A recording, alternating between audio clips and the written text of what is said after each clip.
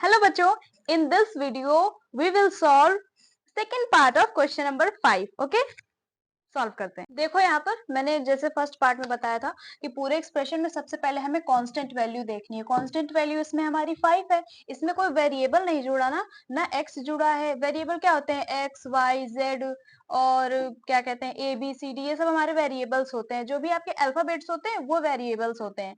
तो इन सब में देखो एक्स तो है बट 5 में एक्स नहीं है, यानी ये हमारी कांस्टेंट वैल्यू है, ये हमारी वेरिएबल नहीं है। तो इसके क्या निकाल लो? इसके निकाल लो फैक्टर्स।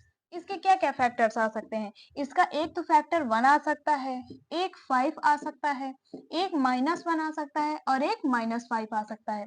ये आए हैं हमारे फैक्टर्स 5 के। ठीक है, अब पिछले क्वेश्चन की तरह जैसे हमने किया था कि इन सभी फैक्टर में से कोई एक वैल्यू उठानी है और इस पूरे एक्सप्रेशन में एज अ एक्स रखना है, और अगर सॉल्व करने के बाद हमारा 0 आ जाता है तो वही हमारा फैक्टर होगा। ठीक है, तो चलो इसमें क्या रख के देखिए, 1 रख के देख ले पहले। 1 का क्यूब -3, 1 का स्क्वायर -9, 1 -5। समझ में आया?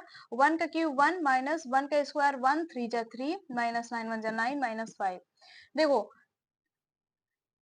3 में 1 गया -2, -9 -5, -9 -2, माइनस प्लस 9 + 2 11, -11 -5 एंड -16। -16 0 के इक्वल है। किसको दिख रहा है कि 16 0 के इक्वल है? दिख रहा है क्या किसी को? मुझे तो नहीं दिख रहा। चलो ये हमारा 0 के इक्वल नहीं है, मतलब ये नहीं होगा। फालतू में इतना सॉल्व कराते हैं ये क्वेश्चंस। चलो 5 रख के देखें तो नहीं है, अपना बेकार है वो। 5 का क्यूब -3, 5 का स्क्वायर -9, 5 -5। 5 का क्यूब क्या होता है? 5 × 5 × 5, 5 5 जा 25 × 5, 5 5 जा 25, 2 कैरी, 5 2 जा 10, 11 12, 125 माइनस 5 का स्क्वायर 25 एंड 25 मल्टीप्लाई 3, 3 5 जा 15, 3 2 जा 6 प्लस 1 7 माइनस 9 5 जा 45 -5। आ गया समझ में? मैं अगर ज्यादा जल्दी सॉल्व करती हूँ ना तो आप लोग स्पीड कम कर लीजिए, ऑप्शन होता है। ठीक है, 125 में 75 माइनस करो, 5 में 5 गया 0 एंड 12 में 5 गया, सॉरी 12 में 7 गया 5। इतना आ गया समझ में? माइनस माइनस प्लस, बट बड़े नंबर की जो पहले लगा है लगता वही है, होता प्लस है। 45 + 5 50, 50 50 कट गए, आ गया अपना 0। ये दिख रहा है 0 के इक्वल है? दिख रहा होगा आई थिंक। चलो ये अपना 0 के इक्वल आ गया है। x इक्वल क्या आया है? 5। अब इसको हम लोग दूसरे फॉर्म में कैसे लिख सकते हैं? x को इक्वल के सॉरी 5 को इक्वल के इधर ले आओ, तो x - 5 = 0। इसको सॉल्व करोगे, x अगर इक्वल के उधर ले जाएंगे तो बन जाएगा +5। यही चीज आ गई कि नहीं? तो इस चीज को हमने इस तरह में लिख दिया है ताकि हम डिवाइड कर सकें। ठीक है, तो फैक्टर हमारा क्या निकल के आया है? x - 5। अब क्या करना है? x - 5 से इस पूरे एक्सप्रेशन को डिवाइड कर देना है। चलो करते हैं।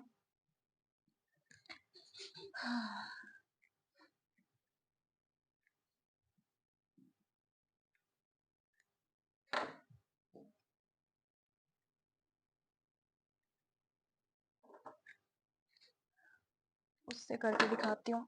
हे भगवान, मार्कर बहुत गिरता है। चलो x - 5, x³ - 3x² - 9x - 5। ठीक है, x में कुछ ऐसा मल्टीप्लाई करो कि अपना आ जाए x³। पिछले में बता चुकी हूँ इसलिए बार बार नहीं बताऊंगी, ध्यान रखा करो। x³, अब इसे x² का 5 से मल्टीप्लाई कर दो, माइनस लगा है माइनस लगा दो, 5 का x² से हो जाएगा तो हो जाएगा 5x²। नीचे के साइन चेंज कर दो, ये प्लस में है इसको माइनस में कर दो, ये माइनस में है इसको प्लस कर दो। x³ से x³ कट गया, माइनस प्लस यानी होगा माइनस, बट बड़े नंबर के पहले क्या लगा है? प्लस, तो आएगा प्लस। तो प्लस लगाने की जरूरत ही नहीं है, हमें पता ही है कि प्लस है। अब 5x² से 3x² जाएगा तो आपका बचेगा 2x²। इतना समझ में आया? अब -9x - 5 बचा, इसको एज वेल एज नोट कर लो। इतना समझ में आ गया?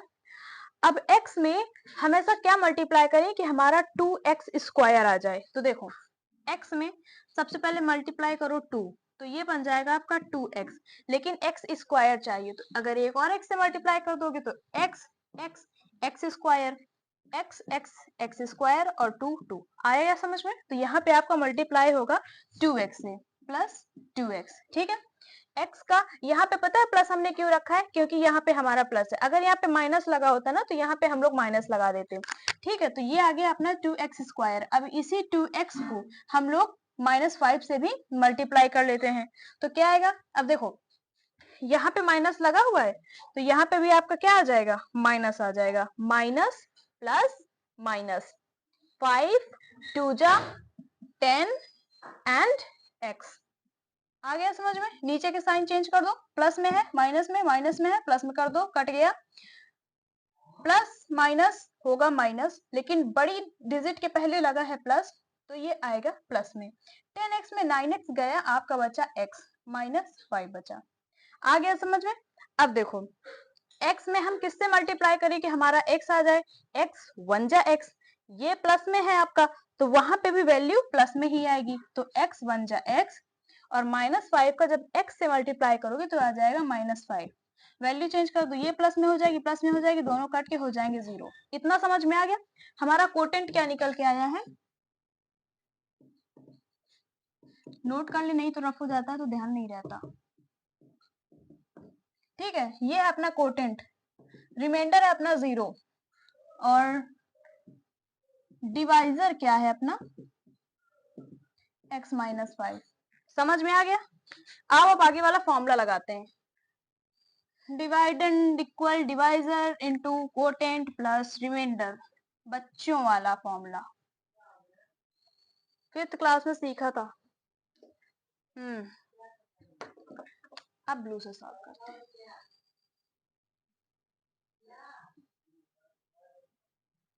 डिवाइडेंड